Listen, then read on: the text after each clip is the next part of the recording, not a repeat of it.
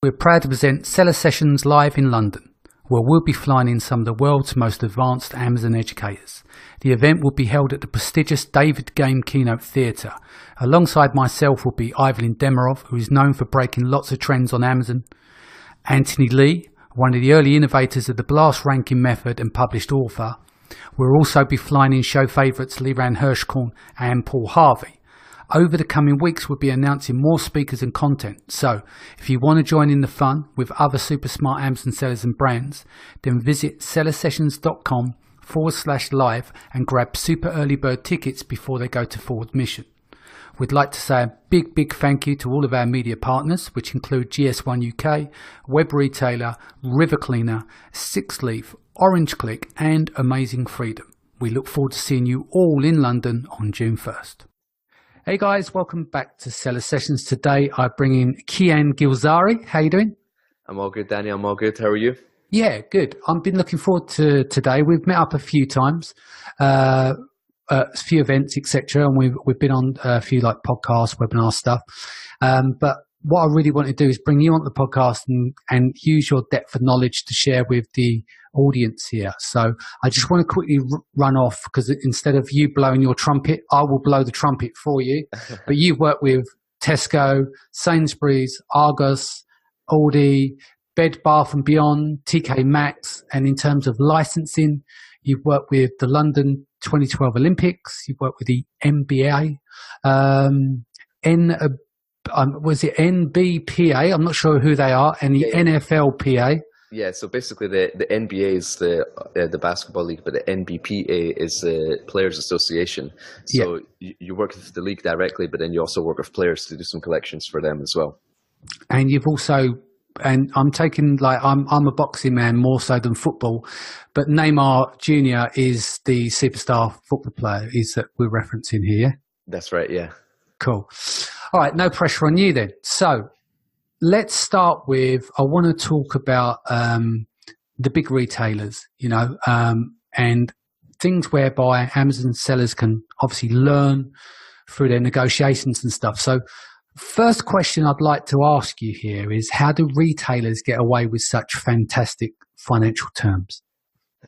Well, first of all, they put all the financial risk on you because you have to finance the order, you have to ship the goods, you have to send it to their distribution center. And they always ask for around 60 to 90 days credit. Therefore, you have to pay the factory, you have to pay your supplier your deposit well before you actually get paid from the retailer. And the good thing for the retailer is that if there's ever any problem with the goods, then they get to send it back to you without having paid for it. And then when they do finally pay you, they've already been paid by their customer. So for them, it's fantastic cash flow. But this is why it's really important to have your goods tested before you ship anything, so there's never any problems with it.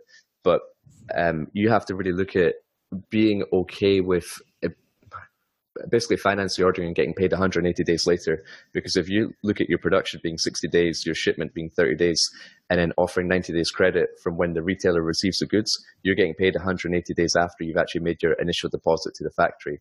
There are ways that you can offset this risk. So if you have a good supplier relationship, you can convince them that you're working in a partnership together, and then they can support you financially by maybe not charging you a large deposit amount, or maybe they would even finance some of the order with you, or you can even pay the supplier once you get paid by the retailer, because the supplier also wants to get into those sort of retail stores and get those big orders. So it's very, very important to have that conversation with the supplier to share that financial burden. Yeah, makes total sense. So give me some examples where the retailers leverage factories unfairly. Well, retailers used to buy from the factories directly, but then they realized that, dealing with China was such a headache. So they wanted to put that burden back onto you. So they looked to work with companies like us to finance the whole order, do all the design, do the production, do the testing, do the shipping.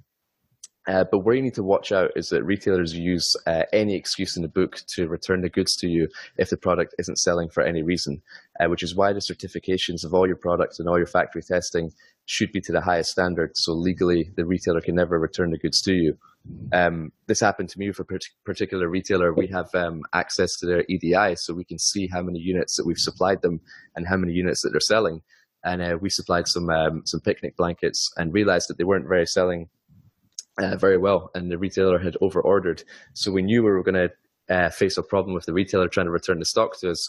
But because I had tested the blankets to the highest standards, I had all my testing in place, and then the retailer said, okay, we're returning these blankets to you because we had color rubbing. It rained, the color started to die on the blanket, therefore they're faulty, we're returning them to you. And then because I had tested it for color fastness and it passed to the highest standard, I just sent them that certificate and they could never return the blankets back to me. So that's why you have to be very, very diligent to have all bases covered. Yeah. There's all sorts of little tricks that they play as well. Like, for example, some retailers will ask you to hit a certain delivery date, and if you don't hit that delivery date, then there's going to be a penalty, like a 5% fine. And you're like, well, that's okay, because I know I've talked to my manufacturer, I've added in a bit of leeway, there's no way I'm going to miss that delivery date. But then what happens is the retailer has to give you their code that goes on the label of the product. And sometimes if they want to be a pain in the ass, they can delay giving you that code. So your labels get delayed and your production gets delayed. You deliver to them late and then they fine you. And because it's in a contract, because of a late delivery, you get fined. So you just have to make sure that you cover yourself and you get all those sort of things in writing to. Yeah. What's some of the key things you put in place to avoid some of these questionable tactics? Well, for every retailer you supplier, like, you have to fill out all your factory information, such as the address and number of workers they have, how long they've been in business, etc. Ultimately, the retailer has all your factory information, which is quite risky because at the end of the day, if they want to go direct to your factory, they have all the information and they can cut you out. So often when I fill out these forms, I put in all the correct information regarding factory, but for the contact details, I put my office address in China. So if any of the retailers ever want to go direct to my factory, I'll know about it. Excuse me. The other thing was testing. Definitely get your products tested by Intertek, SGS, Bureus Veritas, any testing house. Get your product tested to industry standards and keep that in your back pocket. So like I said, with my example, if they ever tried to return the goods back to you, you have certificates to show that you're okay. You can also preempt any faults that you have by having your pre-production samples tested. So you know that that product is not going to fail no matter what. Like, before you even go into production, you know that that product is going to be absolutely fine for that retailer. So you have that confidence. And then also just make sure you put everything in writing. So if there are to be any delays to the order as a result of the retailer not supplying you with anything, just make sure that it's in an email so you're legally covered if anything like that comes up later on. That makes total sense. So in terms of inspections, how does that compare, Amazon seller inspections versus the major retailers? Sure. Well, every retailer is different and has their own sort of testing requirements, which all vary very slightly. So, for example, Walmart will test very differently to Disney, who will test very differently to Bed Bath & Beyond. So often when you contact a testing house like Intertek for a specific product, often the first question they'll ask you is, which retailer are you testing for? Because they will have all those testing requirements and they know what to test for. But with Amazon sellers, you just want to make sure that your product is compliant. So if you were to ever to get any returns from Amazon for your product and they threaten to shut down your listing, at least you have adequate evidence to show that your product has passed beyond industry standards. But if you don't have that testing in place and you start to get returns, then you don't really have a leg to stand on, and Amazon can really remove your listing. I've had quite a few Amazon sellers approach me to say, what do I do? Amazon have kicked me off. I'm getting a lot of returns for one product defect. But because they don't have any third-party testing to say that their product is compliant with industry standards, they can't really go back to Amazon to say, to get their goods back into stock. So definitely I'd recommend testing it to industry standards. And if you're unsure what standards you should test for, just contact your testing house. So if you contact Intertek, that's my preferred option, but there's lots of testing houses you can use. They will have staff in the UK, in the US, in China. It doesn't really matter where you're located, and you can ask them, this is my product, I'm importing whatever, travel adapters or backpacks. What are the standards that I should be testing for? First of all, what are the legal standards I should be testing for? Because if it's food and drugs, or if it's electricals, there'll be certain standards that you have to pass for. But if it's something like a backpack, then there's recommended standards, industry standards, and they can let you know what they are. And testing isn't even that expensive, so just ask them if you have any questions. And the other thing is that these testing houses have testing facilities available in China and in the UK and in the US. And I've been to these labs before in China and in the UK. and they are a lot more expensive in the UK. So if you are going to get something tested, ask all your questions to the UK staff, but then you can also just get it tested in China from their China lab. And if your product is coming from China, then obviously you save on the courier cost as well, just by sending it from your factory or your office to the testing lab in China. Sounds good. So how do retailers leverage factories on the QC basis and, in order to cut costs and drive better deals? Well, when a retailer orders from a factory directly or through a company like us, they always make the factory or the supplier pay for the testing. So that's never a cost that they have to incur. But even in my own business, I always convince the factory that we're working in a partnership together. So to supply this retailer, we should split the cost on testing, because if they don't pass and I don't get the order, and neither do they. And if a test ever fails, it's always on the factory 100% to pay for the second round of testing. But it's good to sort of offer to pay that first one 50-50, just to show that you're working in it together, and it's a partnership. But good factories will always pass every time, because they have their own sort of internal QC systems before even reaching out to a third-party testing house. I've been to loads of factories where they have machines for testing, whether it be like fabrics or buckles, or testing the waterproofness coating, or if it's a boot, putting it through like a flex test machine, or even I've been to a factory where they do inflation tests on 100% of the airbeds before they go out. So I've been to a factory which is literally the size of like an American football stadium, with tens of thousands of airbeds just inflated. It's like the biggest bouncy castle you've ever seen. So just stuff like that, making sure the factory's got internal QC things in process. But just remember, the retailer must possess a document that says that the factory has passed both social and an ethical audit. So a retailer's worst nightmare is or our brand's worst nightmare is, saying that this retailer used child labor to produce their goods. And you used to hear that or see that in the newspaper like many, many years ago.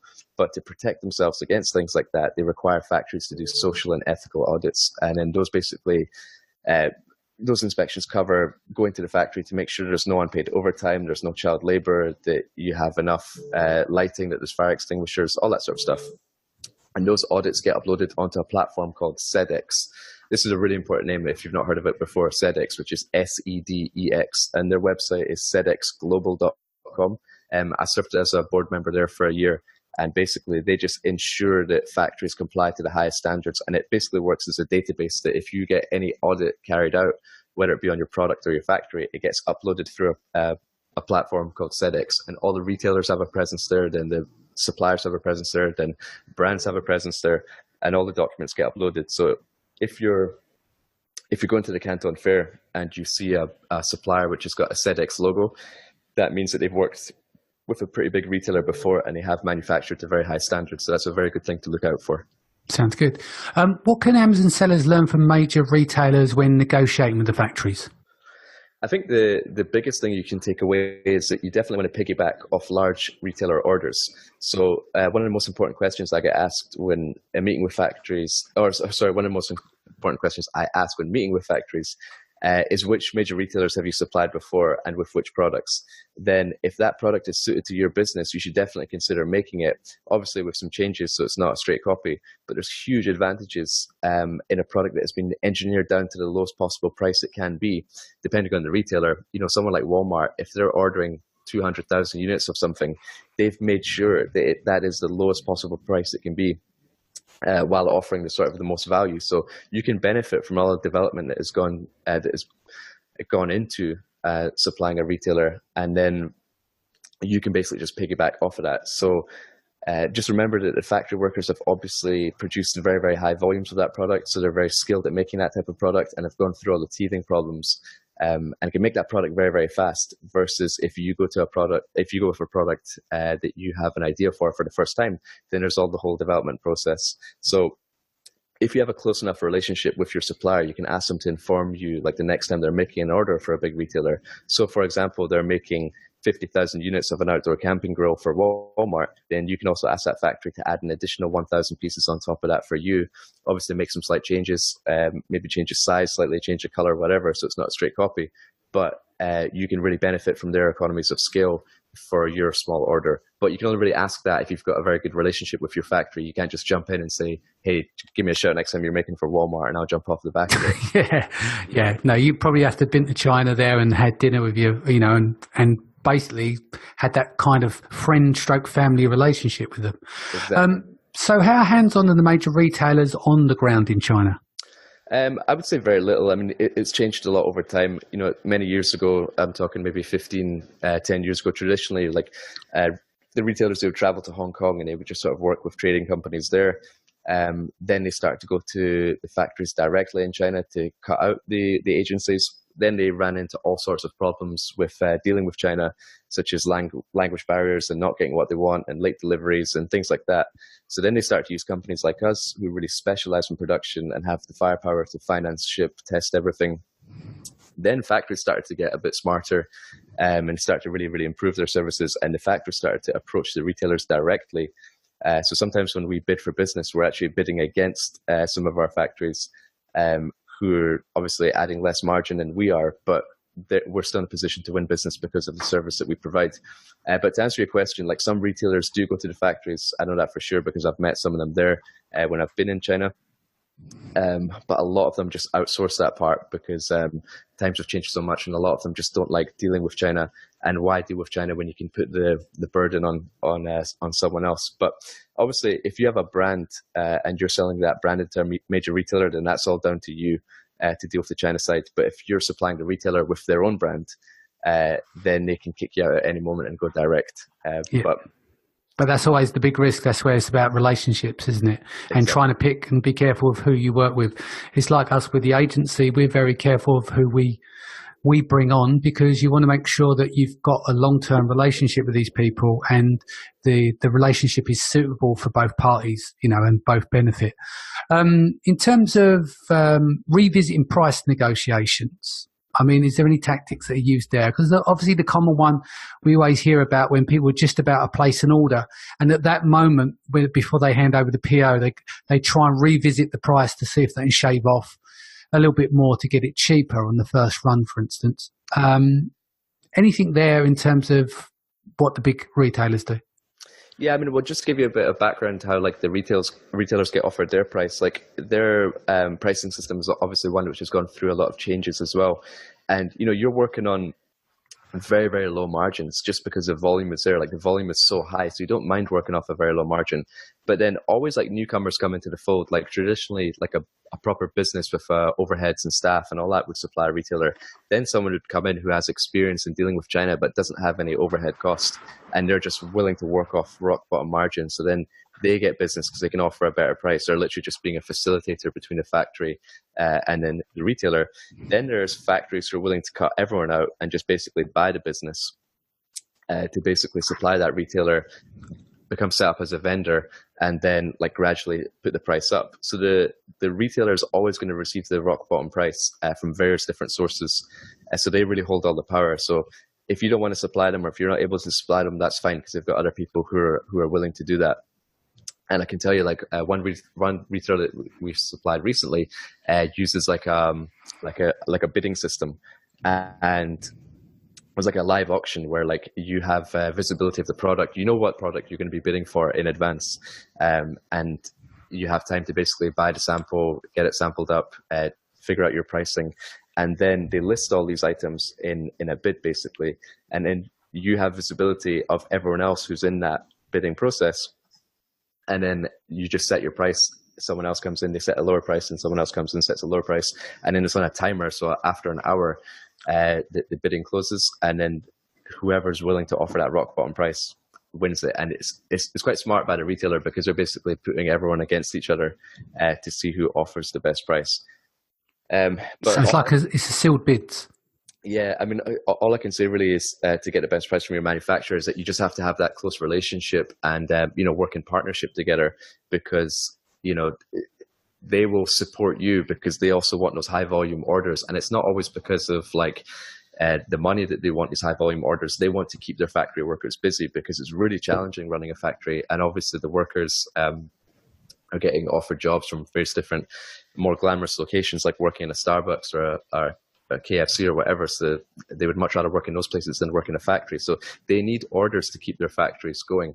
And stuff like this definitely helps. If a factory isn't getting orders, then the workers aren't doing anything, then they'll leave. So you can sort of use that to your advantage as well. But you only really know that once you have that close relationship with your factory. Yeah, sounds good. Well, we've covered so much at the moment. Is there any parting gifts you want to add just before we go?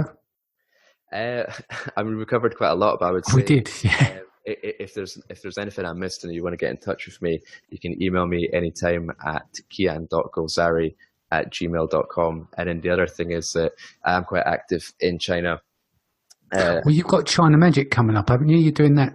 That's right. Yeah. So I'll help Athena with that. We've got an event, which is, I think, ChinaMagicTrip.com, where we go to Canton Fair Phase 2 and Phase 3 for a couple of weeks, and Global Sources in Hong Kong. And we just sort of together go visit some suppliers and discuss some best terms and talk everything Amazon.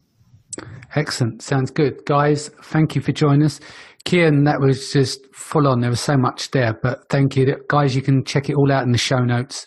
It will be in depth there. So if you didn't keep up with this podcast, there is plenty of show notes to go through there. Again, thank you for joining us. If this is your first time, don't forget to hit the subscribe button, and I'll see you again in the next few days. Take care.